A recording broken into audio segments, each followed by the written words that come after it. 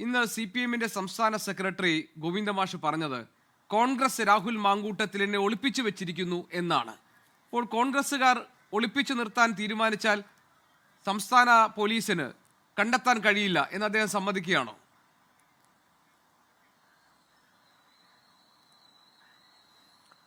ശ്രീ ഗോപികൃഷ്ണൻ, അങ്ങനെയല്ല അതിനെ വിലയിരുത്തേണ്ടത്.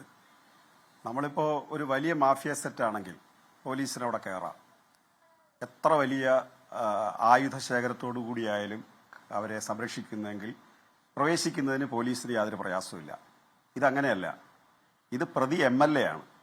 ധാരാളം MLA-മാരുടെ സംരക്ഷണമുണ്ട്, MP-മാരുടെ സംരക്ഷണം ഉണ്ടാകാം, ഉയർന്ന രാഷ്ട്രീയ നേതൃത്വത്തിൻ്റെ സംരക്ഷണമുണ്ട്. നിങ്ങൾക്കിപ്പോൾ ഞാൻ ഒരു സാങ്കല്പികമായിട്ട് പറയുക, ഞാൻ അതിനെ അങ്ങനെ ആരോപിക്കുകയല്ല.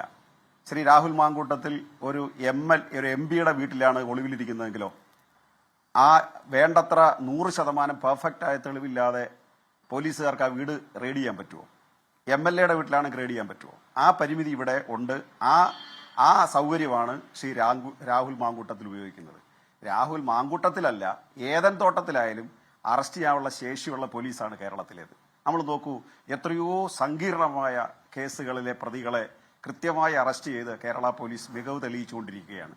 അതുകൊണ്ട് ഇവിടുത്തെ പ്രശ്നം പരിമിതിയുണ്ട്. ആ പരിമിതി വലിയൊരു പ്രസ്ഥാനം അദ്ദേഹത്തെ കുറച്ചൊക്കെ പരസ്യമായിട്ട് തള്ളിക്കളയുന്നെങ്കിലും വളരെ രഹസ്യമായിട്ട് സംരക്ഷിക്കുന്നു.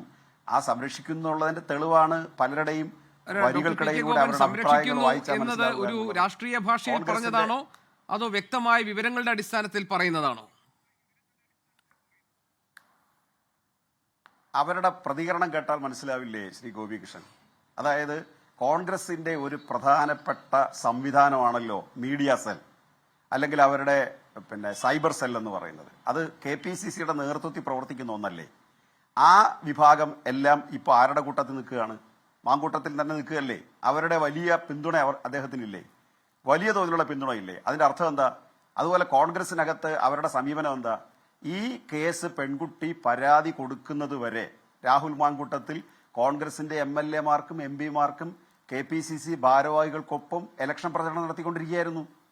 അദ്ദേഹം അവിടെ പ്രവർത്തനത്തിലായിരുന്നു. സസ്പെൻഷൻ നടത്തിയ ഒരാളെങ്ങനെയാണ് അവിടെ പ്രവർത്തിക്കുന്നത്? ഞാനൊരു ചെറിയ ഉദാഹരണം ചോദിക്കാം. ശ്രീ ഗോപികൃഷ്ണനെ നാളെ ഈ ചാനലിൽ നിന്ന് സസ്പെൻഡ് നിർത്തിയാൽ അങ്ങ് ഇവിടെ വന്നിരുന്ന് വാർത്ത അവതരിപ്പിക്കുമോ? അങ്ങ് ഇവിടെ നിന്ന് ഡിബേറ്റ് സംഘടിപ്പിക്കുമോ? ഫംഗ്ഷൻ ചെയ്യില്ലല്ലോ. ഒരു വില്ലേജ് ഓഫീസറെ സസ്പെൻഡ് ചെയ്താൽ ആൾ പിറ്റേന്ന് വില്ലേജ് ഓഫീസ് ചെല്ലുവോ? ചെല്ലില്ല. അപ്പൊ കോൺഗ്രസിന്റെ പ്രവർത്തന പഥത്തിൽ അദ്ദേഹം നിൽക്കുന്നു എന്നുള്ളത് കോൺഗ്രസിന്റെ വലിയ പിന്തുണയുണ്ട് അതിനകത്ത്. അതല്ലെന്നുണ്ടെങ്കിൽ അദ്ദേഹത്തെ അറസ്റ്റ് ചെയ്യാൻ വളരെ എളുപ്പമാണ് പോലീസിന്. അത് എവിടെയൊക്കെ ഞാൻ ചോദിച്ചത്, ഇപ്പോൾ ഈ രാഹുൽ മാങ്കൂട്ടത്തിലിനെ പിടികൂടാൻ കഴിഞ്ഞിട്ടില്ല.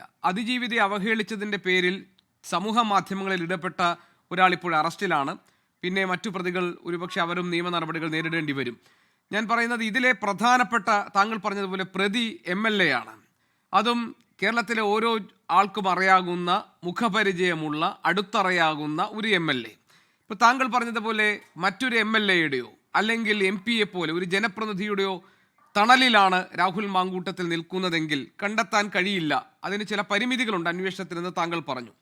എന്ന് പറഞ്ഞാൽ ആ ഒരു പരിമിതിയാണോ കേരള പോലീസ് ഇപ്പോൾ നേരിടുന്നത്? ഇപ്പോൾ താങ്കൾ അവരുടെ പ്രതികരണത്തിൽ നിന്ന് നമുക്ക് മനസ്സിലാക്കാം എന്നൊക്കെ പറയുന്നത് ഈ ലോജിക്കലി നിലനിൽക്കുന്നതല്ല. അപ്പോൾ നമുക്ക് പോലീസ് അങ്ങനെ ഒരു വിവരം തന്നിട്ടുണ്ടോ? അങ്ങനെ പോലീസ് സംശയിക്കുന്നുണ്ടോ ഇത് ജനപ്രതിനിധികൾ ആരുടെയോ സംരക്ഷണത്തിലാണ് രാഹുൽ മാങ്കൂട്ടത്തിൽ നിൽക്കുന്നത്? ഈ MLA, പ്രതിയായ MLA കേരളത്തിലുണ്ട് എന്ന് ഉറപ്പിക്കാൻ കേരള പോലീസിന് കഴിയുന്നുണ്ടോ?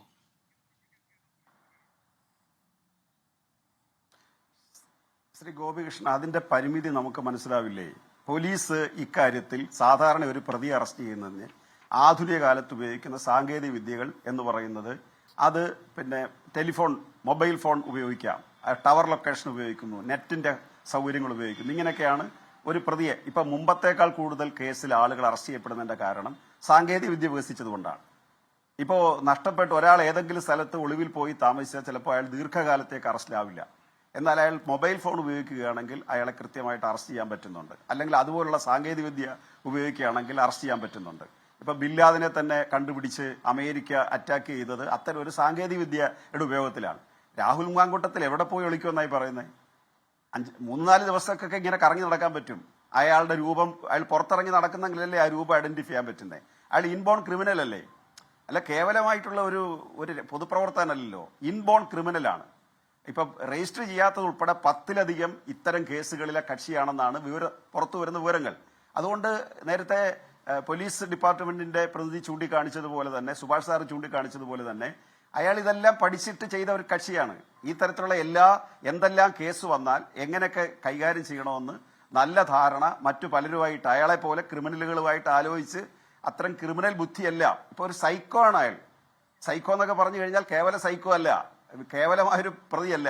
ഞാൻ കഴിഞ്ഞ ദിവസം പറഞ്ഞത് ഈ ഫഹദ് ഫാസിൽ ആണ് കേരളത്തിൽ ഏറ്റവും നന്നായിട്ട് ഈ സൈക്കോ കഥാപാത്രങ്ങൾ കൈകാര്യം ചെയ്യുന്ന ഒരാൾ. അദ്ദേഹത്തിന് പകരമായി രാഷ്ട്രീയത്തിൽ നിന്ന് മാറിയാൽ അഭിനയിക്കാൻ ശേഷിയുള്ള ഒരാളായിട്ട് അയാൾ മാറിയിരിക്കുകയാണ്. അത്ര ക്രിമിനലാണ്. അത്ര ക്രിമിനൽ അഭിനയിക്കുകയല്ല, ജീവിതത്തിൽ പകർത്തി കാണിക്കാൻ അദ്ദേഹത്തിന് പറ്റും. ഫഹദ് അഭിനയിച്ച് കാണിക്കുകയാണ്, ഇയാൾക്ക് അങ്ങനെയല്ല. അങ്ങനെ ഇൻബോൺ ക്രിമിനലാണ്. അതുകൊണ്ടാണ് ഹൂ കെയേഴ്സ് എന്ന പദം കേരളത്തിൽ എങ്ങനെ വന്നേ? ആ പദത്തിന്റെ പിന്നിലെ അഹങ്കാരം എന്തായിരുന്നു? എന്തുകൊണ്ടാണ് നമുക്കത് പെട്ടെന്ന് തിരിച്ചറിയാൻ പറ്റിയേ? ഒരു പെൺകുട്ടി കേരളീയ സമൂഹത്തിൽ ആളിന്റെ സ്വഭാവം ഹൂ കെയേഴ്സ് ആണ് എന്ന് പറഞ്ഞപ്പോൾ കേരളീയ സമൂഹം എങ്ങനെയാ തിരിച്ചറിഞ്ഞ്? എന്തു വന്നാലും അഹങ്കാരബോധത്തോടുകൂടി എല്ലാത്തിനെയും വെല്ലുവിളിക്കുക. അതുകൊണ്ടാണല്ലോ കേരളത്തിലെ മുഖ്യമന്ത്രിയെ എടോ വിജയ അല്ലെങ്കിൽ എടാ വിജയ എന്ന് വിളിച്ചേ. ശ്രീ ഗോപികൃഷ്ണൻ, ഞങ്ങളൊക്കെ ശ്രീ കെ കരുണാകരനെ വിമർശിച്ചിട്ടുണ്ട്, ശ്രീ എ കെ ആന്റണിയെ വിമർശിച്ചിട്ടുണ്ട്, ശ്രീ ഉമ്മൻചാണ്ടിയെ വിമർശിച്ചിട്ടുണ്ട്, ഇപ്പൊ ശ്രീ സതീശനെയും രമേശ് ചെന്നിത്തലയൊക്കെ വിമർശിക്കുന്നു. തിരിച്ചുണ്ടാകാം.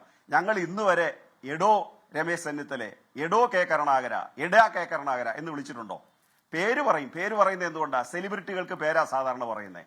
അത് ഏറ്റവും അടുപ്പമുള്ളവരോ മറ്റു ചില വൃത്തങ്ങൾ മാത്രമാണ് എന്തെങ്കിലും ചേർത്ത് പറയുന്നത്. ഇപ്പൊ നമ്മൾ മമ്മൂട്ടി എന്ന് പറയും, നമ്മൾ മോഹൻലാൽ എന്ന് പറയും, ചിലർ ലാലേട്ടാന്ന് വിളിക്കും, ചിലർ മമ്മൂട്ടിക്കാന്ന് പറയും. അത്രയേ ഉള്ളൂ അതിന്റെ കാര്യം. അതുപോലെ ശ്രീ കെ കരുണാകരൻ എന്ന് പറയും, ശ്രീ എ കെ ആന്റണി എന്ന് പറയും. പക്ഷെ അയാൾ വിളിച്ചത് എന്താ? എത്ര മോശമായിട്ട് ആര് തിരുത്തി കോൺഗ്രസിനകത്ത് ഇത്? ഇനി വേറൊരു കാര്യം കൂടി അങ്ങ് നോക്കിയേ. ശ്രീ കെ കരുണാകരന്റെ സഹധർമ്മിണിയെ, ജീവിത പങ്കാളിയെ അദ്ദേഹം വിളിച്ചാക്ഷേപിച്ചത് എന്താ? പത്മജയെ പറയാൻ വേണ്ടി അദ്ദേഹത്തിന്റെ കോൺഗ്രസിന്റെ ഗുരുതുല്യനായ നേതാവ് ശ്രീ കെ കരുണാകരന്റെ സഹധർമ്മിണിയെ ഇയാൾ ഇങ്ങനെ ആക്ഷേപിച്ചപ്പോ അന്ന് പത്മജ ആ പാർട്ടിക്കകത്ത് തന്നെയാണ്. ആ പാർട്ടിയിൽ നിന്ന് അങ്ങോട്ട് പെട്ടെന്ന് അങ്ങോട്ട് പോയ സമയത്താണ്. അന്ന് ശ്രീ കെ മുരളീധരൻ അപ്പോഴും ഇപ്പോഴും കോൺഗ്രസിനകത്തുണ്ട്. ഇത് ചെന്ന് തറയ്ക്കുന്നത് ശ്രീ കെ മുരളീധരനല്ലേ? ഏത് കോൺഗ്രസ്സുകാരൻ രാഹുൽ മാങ്കൂട്ടത്തെ കുറ്റപ്പെടുത്തി? അന്ന് ഇയാളെ സസ്പെൻഡ് ചെയ്യണ്ടേ? പുറത്താക്കണ്ട, അന്ന് സസ്പെൻഡ് ചെയ്യണ്ടേ? ആരെല്ലാം ഇദ്ദേഹം ആക്ഷേപിച്ചു? ഏറ്റവും മോശമായി കോൺഗ്രസ് നേതാക്കന്മാരെ ഇദ്ദേഹം ആക്ഷേപിച്ചു. ഇപ്പൊ അദ്ദേഹത്തിന്റെ സൈബർ പോരാളികൾ കോൺഗ്രസിന്റെ നേതാക്കന്മാരെ വിളിക്കുന്ന തെറി എന്താ? ഉമാ തോമസിനെ വിളിച്ചതെന്താ? പത്മജയെ വിളിച്ചതെന്താ? ദീപാ മുൻഷിയെ വിളിച്ചതെന്താ? ലോകത്തെവിടെയായാലും ഏത് സമയത്തും 24 വാർത്തകളും ഓഗ്മെന്റഡ് റിയാലിറ്റി പാക്കേജുകളും എക്സ്പ്ലെയിനറുകളും വിശദമായി കാണാൻ ഞങ്ങളുടെ യൂട്യൂബ് ചാനൽ നിങ്ങൾക്ക് സബ്സ്ക്രൈബ് ചെയ്യാം.